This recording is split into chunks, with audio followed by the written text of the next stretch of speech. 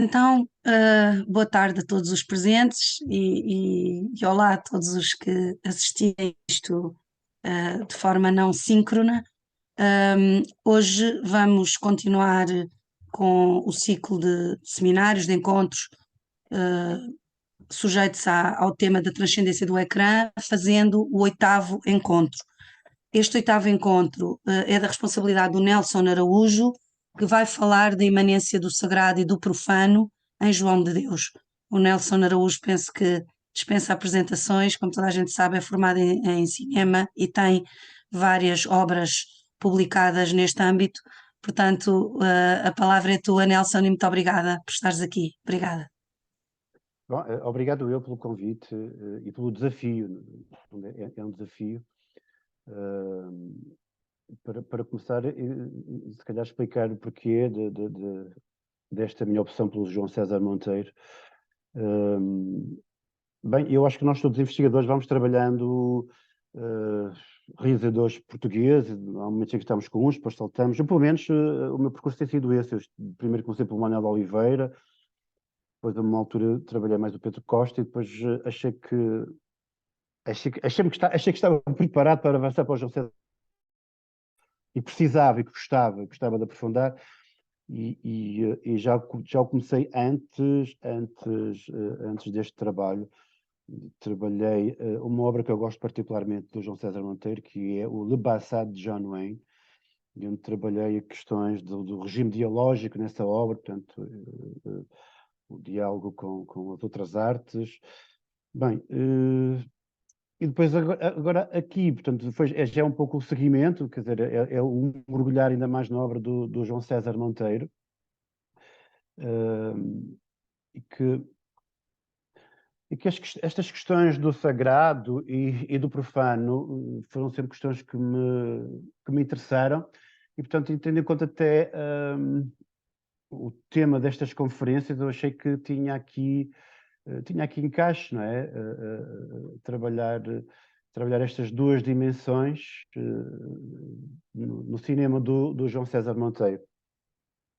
Bom, mas desde logo eu acho que podemos começar aqui porquê de eu chamar para aqui esta dimensão do imanente, quando parece que vai contra o grande tema das conferências, que é o transcendente. Pronto, se calhar começar por criar aqui a ligação, porque, quer dizer, do ponto de vista teórico, conceptual, o imanente é sempre algo que está no oposto do transcendente, portanto, é algo sempre mais relacionado com o concreto, com o material, com o domínio da experiência, e o transcendente sempre uma coisa mais ligada ao imaterial, ao metafísico, enfim. Mas eu acho que no caso do João César Monteiro, há essa ligação, quer dizer, não se pode falar de uma oposição entre imanente e transcendente, há uma espécie de fluxo entre o imanente e o transcendente, e do transcendente para o imanente, e se quisermos até quase entre o profano e o sagrado, e o sagrado e o sagrado para o profano, e portanto achei que aqui fazia sentido convocar este conceito do imanente, mas também, e aqui também definindo um pouco o meu território de pesquisa, e por falar em pesquisa, se calhar devia ter começado por aqui, que é de que isto ainda é uma comunicação em um work in progress, porque isto dará lugar a um texto e, portanto, eu se calhar vou falar aqui de coisas que ainda estou na dúvida, que ainda vou aprofundar, e, portanto, é mais uma partilha desse work in progress que me proponho fazer. Bom, mas voltando aqui a esta ideia do imanente e do transcendente, eu acho que no João César Monteiro, particularmente nessa figura do João de Deus, há essa ligação, essa profunda complicidade, até se quisermos, entre o transcendente e o imanente. E, portanto, justificada está então este meu título e convocar esse conceito da imanência. Mas também, estou-me a lembrar agora, quer dizer, que esta ideia também do imanente do concreto também tinha a ver com outra metodologia, se quisermos, que é de me restringir um pouco ao que se passa na superfície da imagem, ou seja, não faço grandes interpretações, restringo-me um pouco ao que se passa na imagem, ao discurso do João César Monteiro barra João de Deus, e portanto aí também esta ideia de me relacionar com o concreto na minha pesquisa. Bem, mas esta ideia vou então primeiro à procura de quem é o João de Deus, de como é que ele eventualmente surge, tentando encontrar aqui interpretações. Primeiro de tudo, quer dizer, eu acho que é uma espécie de percurso pessoal do João César Monteiro, onde ele tenta encontrar as variantes da sua personalidade e depois trabalhá-las em termos cinematográficos. Aliás, o percurso cinematográfico de João César Monteiro, acho que também vem ele parece que anda à procura dele próprio, não é? E chega ao João de Deus já numa fase, digamos, tardia da sua filmografia, e portanto é também o momento em que eu acho que ele se encontra-se, há uma espécie de conjugação, não é? Entre a pessoa dele e o João de Deus. Digamos que o João de Deus é também um prolongamento do seu intelecto, um prolongamento de um percurso solitário, e onde ele consegue projetar as variantes da sua personalidade. E, portanto, eu acho que há só um polo identitário do João César Monteiro na trilogia do João de Deus, se quisermos. E o João de Deus é, de alguma forma, um prolongamento do João César Monteiro. E, portanto, há uma supressão de barreiras, não é, entre o que é o João César Monteiro e o João de Deus. Aliás, eu tenho aqui uma frase do João César Monteiro que eu acho que pode, de alguma forma, sustentar isto que eu estou a dizer, em que ele diz: o que me interessa é conseguir uma espécie de espelho deformador de mim mesmo. Um espelho capaz de me dar um novo conhecimento de mim mesmo. Portanto, acho que aqui, com esta frase, consigo sustentar esta ideia da ligação entre o João César Monteiro e o João de Deus. E também essa ideia de que é um prolongamento do intelecto e da forma de se relacionar com o mundo do João César Monteiro. Bem, feita esta justificação, queria passar para, bem, uma das coisas que eventualmente eu já tenho mais trabalhadas, que é uma hipótese que eu vou tentar aqui validar, de que o João de Deus tem um grau de parentesco com o filme Jaime do António Reis. O grau de parentesco, eu diria que a paternidade do João de Deus, ela estará a algures no filme Jaime do António Reis. Eu vou primeiro avançar por aí, mas dizendo que é sabido que o filme Jaime do António Reis, e usando palavras do próprio João César Monteiro, que dizia que é um dos mais belos filmes da história do cinema. E, portanto, esta relação emotiva, esta relação com o filme Jaime do João César Monteiro, com este filme do Reis, portanto, dá-me algum conforto para avançar com esta tese. Acontece então que João de Deus, bom, vou dizer assim de uma forma categórica, não sei, eventualmente excessiva, João de Deus é filho do filme Jaime de António Reis. Bom, começando então aqui por uma ligação, desde logo, quer dizer, o primeiro filme da trilogia João de Deus, o Recordações da Casa Amarela, recordemos que começa precisamente com um fragmento de texto do Céline, do Luís Ferdinand Céline, do livro Morte à Crédit, e que nos remete precisamente para a Casa Amarela. E o que é a Casa Amarela? A Casa Amarela é o hospício onde vai parar João de Deus e onde acontece o filme Jaime. Portanto, o início de João de Deus, as primeiras imagens do filme onde nos encontramos João de Deus é desse hospício, que terá lugar aqui privilegiado na minha sustentação. Portanto, o filme Recordações começa, ou seja, começa desde logo com uma frase do Céline, que nos remete para a Casa Amarela que é um manicômio onde João de Deus será depositado no filme, e onde é exercido o poder punitivo, e, portanto, também foi ali que Jaime, o Jaime Fernandes, o trabalhador rural do Conselho da Covilhã, que foi internado, foi encarcerado onde faleceu depois de 31 anos de encarceramento. Portanto, há aqui esta conexão entre o filme, até entre estas duas figuras, João de Deus e o Jaime Fernandes, e o filme Recordações da Casa Amarela, além de começar, portanto, desde logo, com essa frase do João de Deus a partir da Casa Amarela, e depois o filme faz uma espécie, eu acho, de flashback para depois acabar na Casa Amarela. Mas do ponto de vista, como é que eu vou dizer? Do ponto de vista material, do ponto de vista concreto, eu acho que é evidente essa relação entre o Jaime e o Recordações da Casa Amarela. E, portanto, eu acho que eu vou tentar passar aqui os vídeos que confrontam e compara esse grau de parentesco, mas além dessa evidência, eu acho que depois essa menos evidência é de que há muita coisa que parece que começa ali, em João de Deus.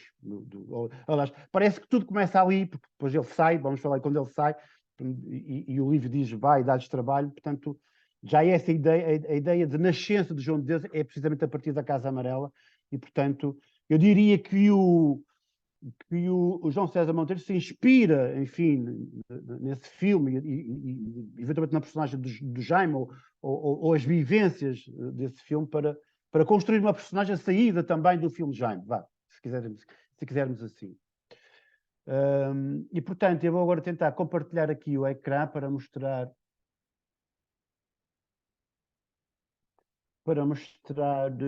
esses vídeos.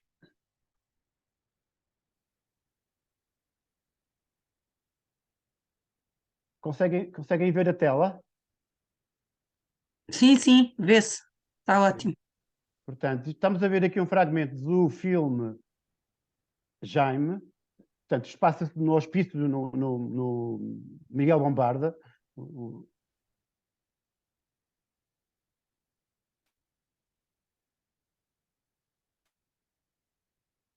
Aqui já é o Recordações, e portanto as evidências, não é? De contaminação da relação.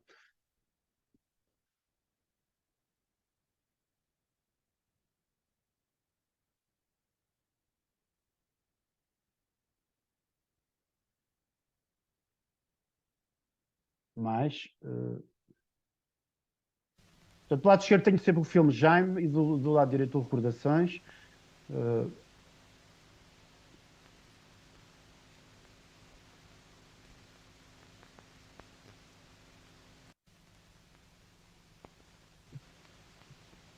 Até na forma como a composição, né, do elemento humano é integrado aqui no enquadramento, parece também haver aqui relações, eu chamaria a atenção para a forma como está posicionado aqui esta personagem, este figurante, e como está estes.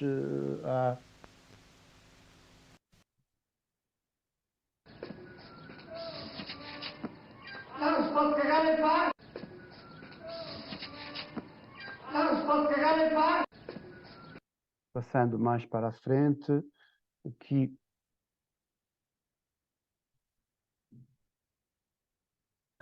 Isto é um momento muito invisível no filme, Jaime. Alguém que está, presumo, internado no Miguel Bombarda, Mas para mim, e se calhar a Catarina aqui poderia até me ajudar, porque eu acho que há uma grande. Em relação ao adereço, em relação ao figurino, que por vezes vemos o João de Deus, parece que quase que uma. Eu até diria até quase a forma de caminhar. Parece que depois isto será depois usado na figura do João de Deus.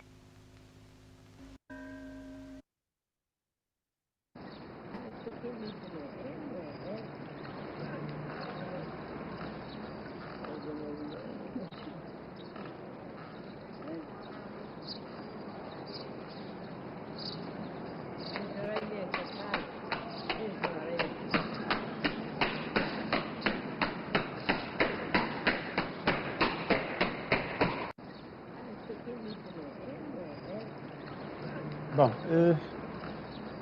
vou interromper aqui, eu acho que não tenho mais vídeos para mostrar. Tenho, desculpem, tenho.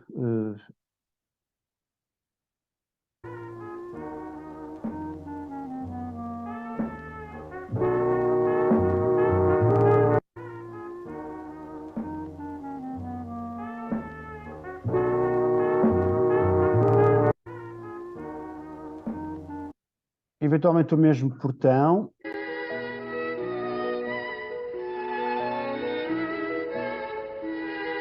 A ideia de liberdade, não é? A ideia de fuga, tanto num como no outro.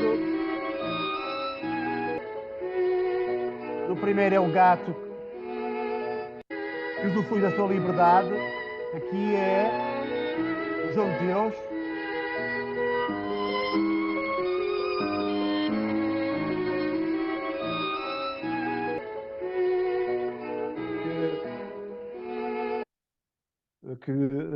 Que sai do hospício, que foge. Eu tenho aqui o PowerPoint, mas prefiro não compartilhar. Eu vou acompanhando as coisas por aqui. E, portanto, este momento em que o João de Deus sai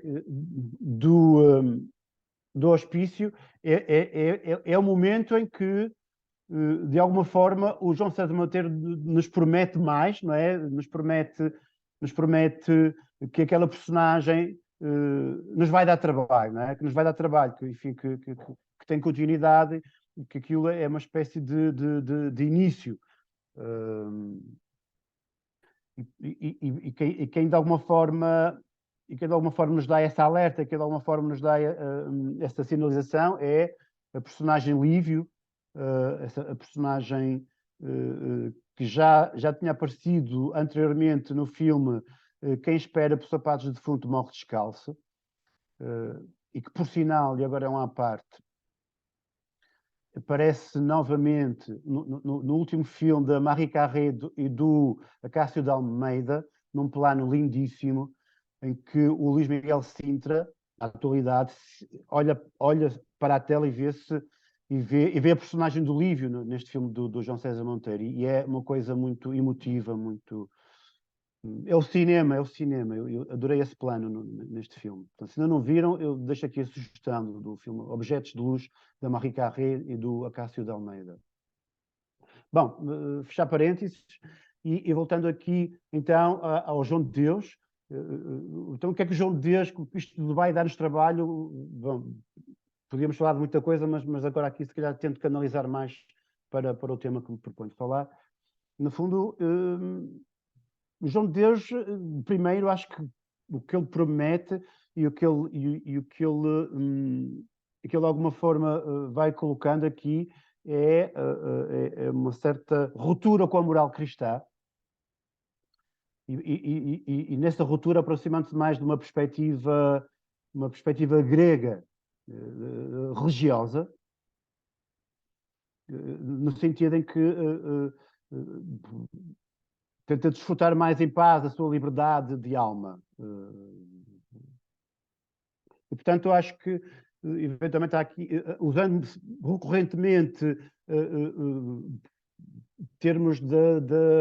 da moral cristã, muitas vezes é para, enfim, para a profanar, vamos já a isso.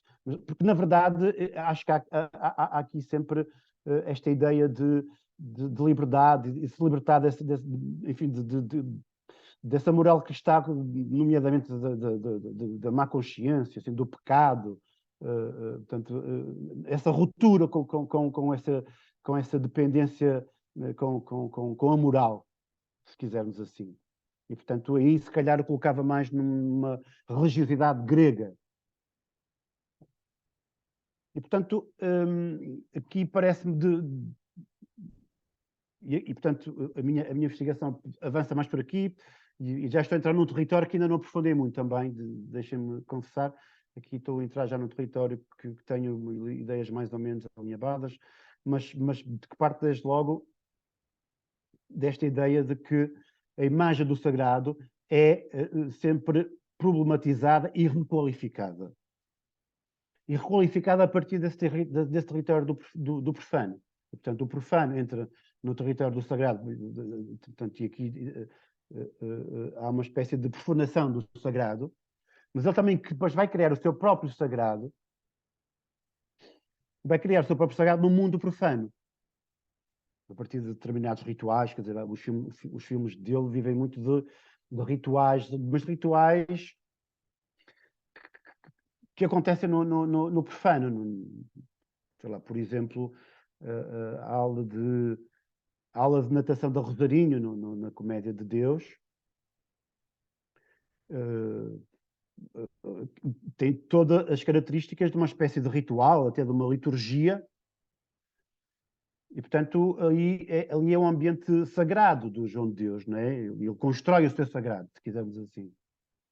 E, portanto, o meu trabalho também era à procura desses momentos, não é? Onde é que ele constrói o seu sagrado e também, quer dizer, onde é que ele configura e requalifica o sagrado e profana esse sagrado. Portanto, esse lado profano, isso está sempre presente, a religiosidade está sempre presente, há sempre uma presença sólida e muito extensa do sagrado. Depois, a forma como ele vai requalificar isso é que tem o seu lado autoral. Isso é a parte que me interessa. Bom, mas aquela ideia de quando ele sai do Miguel Lombarda e o livro diz vai dar-lhes trabalho, acho que isso está sempre presente nos filmes do João César Monteiro. Ou seja, ele próprio, no fundo, quando acabam recordações, a ideia dele era sempre esta, quer dizer, vou continuar, mas vou-vos dar trabalho, enfim. E acho que isso aconteceu, sim. Agora, o que me interessa a partir daqui é, então, essas múltiplas operações satíricas e lúdicas que colocam o religioso numa dimensão profana e, por outro lado, que recolocam o profano no domínio do sagrado. Portanto, há aqui uma espécie de fluxo bidirecional, não é? Uma troca, não é? E essas operações assumem muitas vezes esse lado satírico, esse lado até mesmo lúdico. E é um pouco atrás disto que eu vou avançar a minha investigação e eu agora ia só passar assim dois exemplos onde eu acho que acontece essa profanação do sagrado e, por outro lado, onde acontece esse enviesamento do profano e convertido em sagrado. E vou recorrer ao Comédia de Deus, vou voltar a partilhar.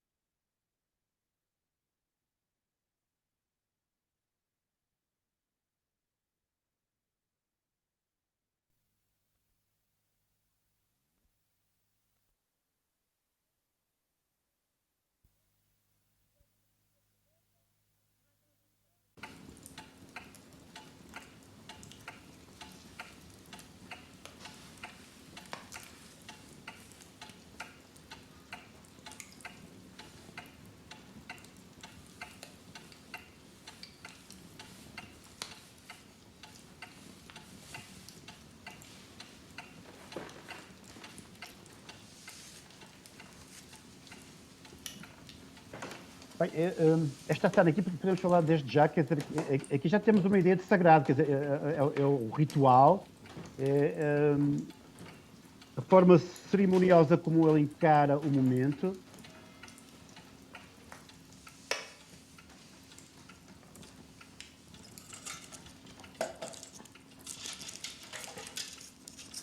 Deixa-me voltar um pouco mais atrás, que eu queria aqui uma deixa que me interessa.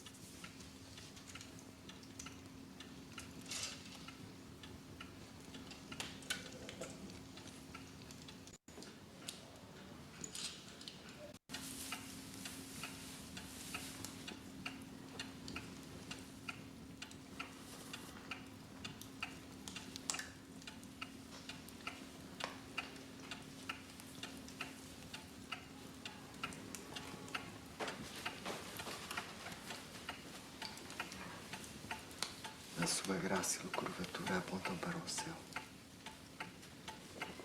Isso é bom? Então não houver de ser. Andam em busca da santidade.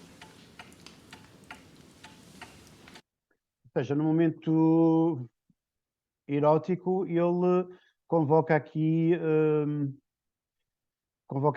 o discurso religioso, não é? A sua curvatura aponta para o céu.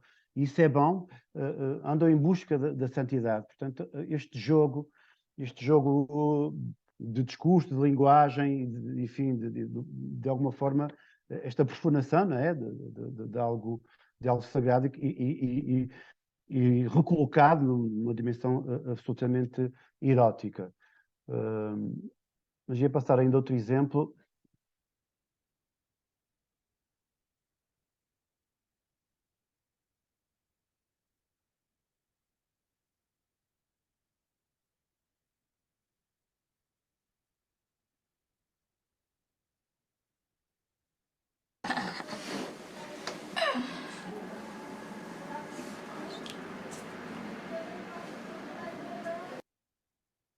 Isto não está a andar.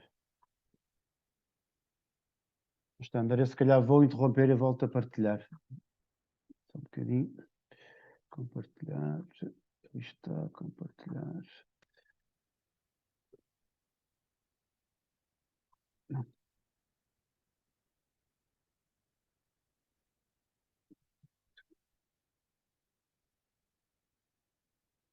Deixa-me fazer outra forma. Vou tentar fechar aqui o filme e depois tenho que voltar a abrir. Então. E compartilhar.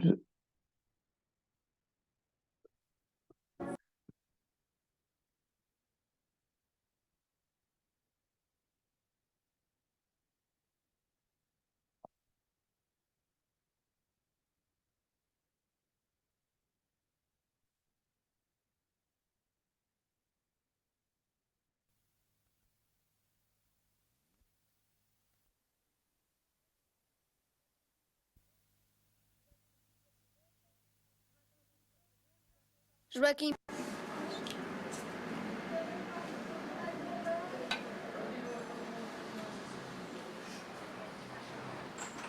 Sabias? Nós sabemos que, apesar de todos os cuidados, não podemos eliminar a 100% o risco de fatores patogénicos e de nos transformarmos numa séria ameaça para a saúde pública. Mas nunca aconteceu nenhuma desgraça. Felizmente. Mas temos que nos manter vigilantes e suplicar a Deus para que não caia nenhuma sobre o paraíso. De aí a minha insistência. Lavai-vos, raparigas. Passai-vos todos os dias por água e sabão. Afugentai os fatores patogénicos, vulgo micróbios. E Rosarinho, minha filha, ao servir um gelado, nunca te esqueças que um dia serás mãe. Também.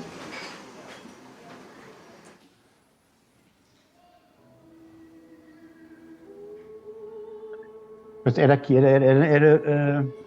esta cena da aula de natação que há pouco falava, que me interessa, do ponto de vista dessa ideia do ritual, do ponto de vista dessa ideia da cerimónia. mas num momento absolutamente profano,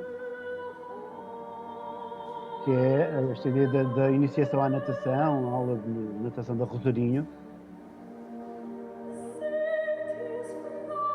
e até mesmo do ponto de vista da construção do plano do João César Monteiro, ele é muito característico, nesta ideia de geometria, a ideia do plano longo, do plano de sequência,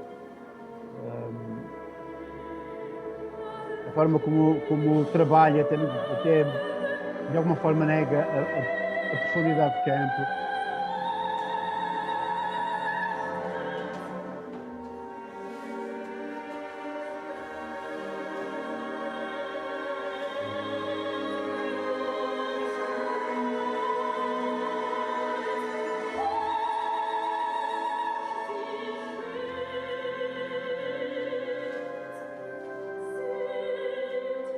Portanto, João de Deus e a obra de João César Monteiro na trilogia de João de Deus, ela é assim bastante abundante em exemplos como este, em que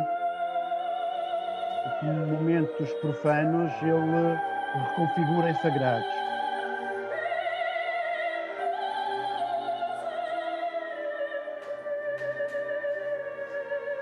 Bom, e portanto a minha investigação vai avançar por aqui, por esta, enfim, não diria divisão, mas esta confrontação do sagrado e do profano a partir destas ideias que lancei.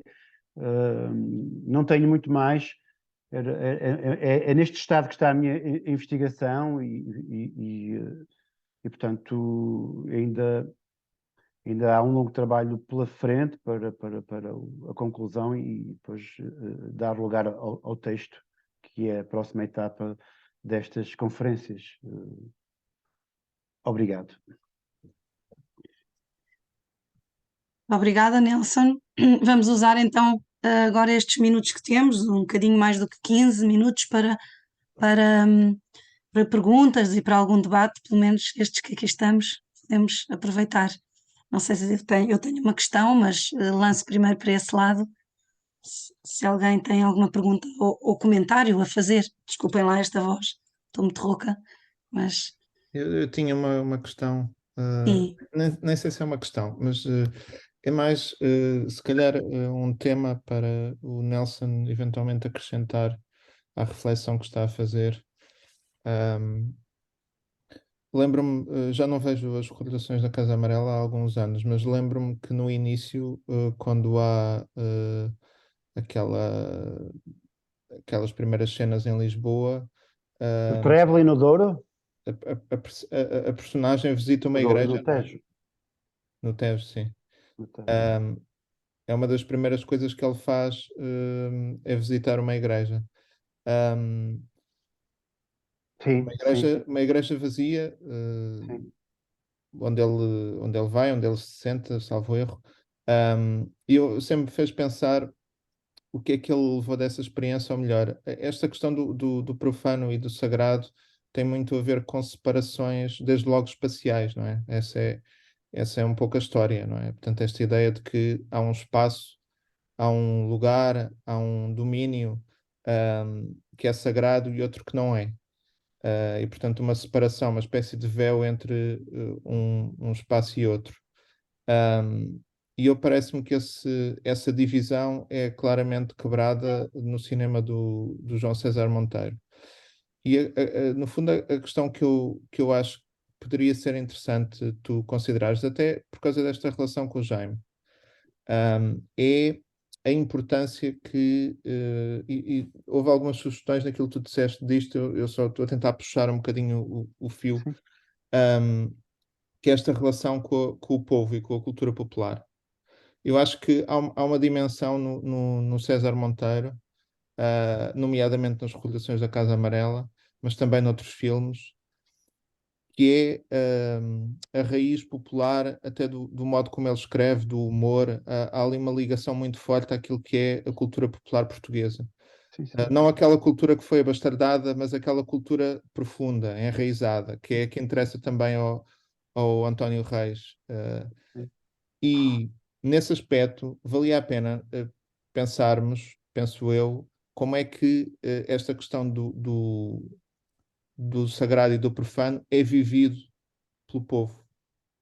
Porque é vivido, e essa questão do pecado e tudo isso, não é? Portanto, essas questões que tu colocaste, que eu acho que podem ser colocadas por vezes ao nível da doutrina, se quiseres, ou ao nível institucional, mas que são completamente diferentes quando tu as olhas no terreno e naquilo que é a vivência popular da religiosidade. E isso eu acho que está muito presente também no cinema do César Monteiro. E, portanto, no fundo, é uma via também para olhar para esta questão, até para esta relação entre a transcendência e a imanência. O Jean-Luc Nancy até tinha um conceito que era a transimanência, não é? Portanto, tentava cruzar estes dois conceitos num mesmo Sim, sim, conceito, sim. que talvez seja útil também aqui. Faz sentido. Deixava só estas notas. Sim, sim. Não, essa relação do erudito com o popular também é algo que já estava no meu horizonte, mas sim, o João César Monteiro utiliza recorrentemente ditados populares, né? Esse recurso à cultura popular é importante, sim, sim. Eu agradeço a sugestão, Sérgio. A Catarina também tinha questões. E eu também pus uma questão à Catarina no decorrer da minha apresentação. Isso. Olá, Olá. Olá, olá. Muitos parabéns, Nelson, gostei muito. obrigado, obrigado, Catarina. A questão, sim, estamos sempre na mesma onda, não é?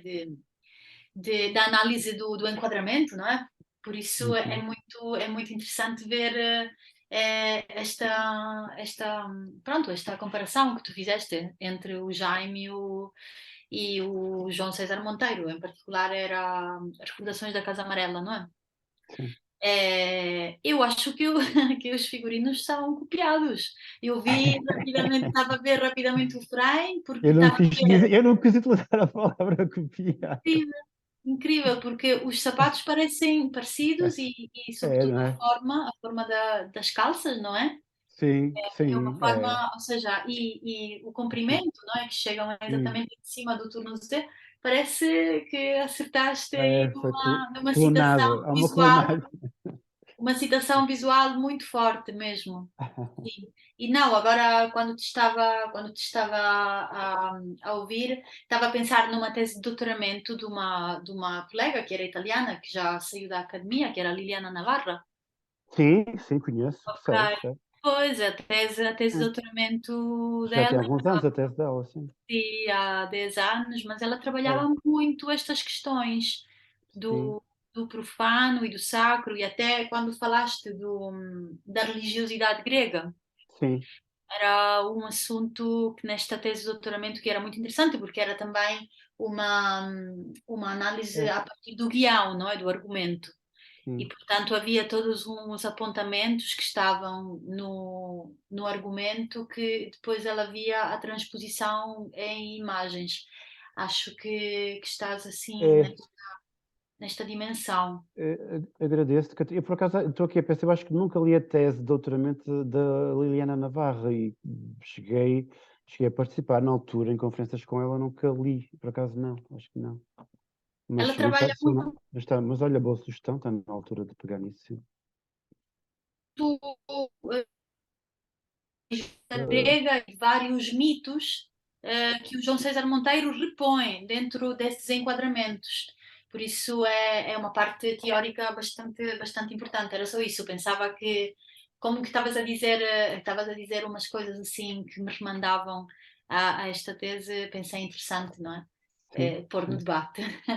Já sim. tem alguns anos, sim, a tese. Pois tem, 2012, pois deve, pois, 2013. é por aí, sim, sim, sim, é isso. Deve estar no repositório da nova. Há que procurar, sim. Obrigado, obrigado, Catarina. Nelson, eu aproveitava também para fazer uma pergunta. O Sérgio fez uma pergunta sobre o espaço, eu fazia uma pergunta aqui ligada à questão do movimento, mas mais para perceber se me pudesses explicar, elucidar sobre isto, ou seja, esta ideia da loucura, não é? Que, que naquela imagem que mostraste tão bem, quer dizer, acho que os teus exemplos foram super ilustrativos para nós percebermos o contraste e aquele momento dos, digamos, dos loucos, não é? Parados, quer dizer, aquela sensação de vida parada, não é? Sem objetivo. Eles não vão para lado nenhum, não é? Mesmo quando correm. Esta sensação de como se, que também me parece que também aí pode eventualmente fazer-se a leitura que estás a apresentar deste cruzamento do imanente com o transcendente, porque é o imanente no sentido da paragem física, não é?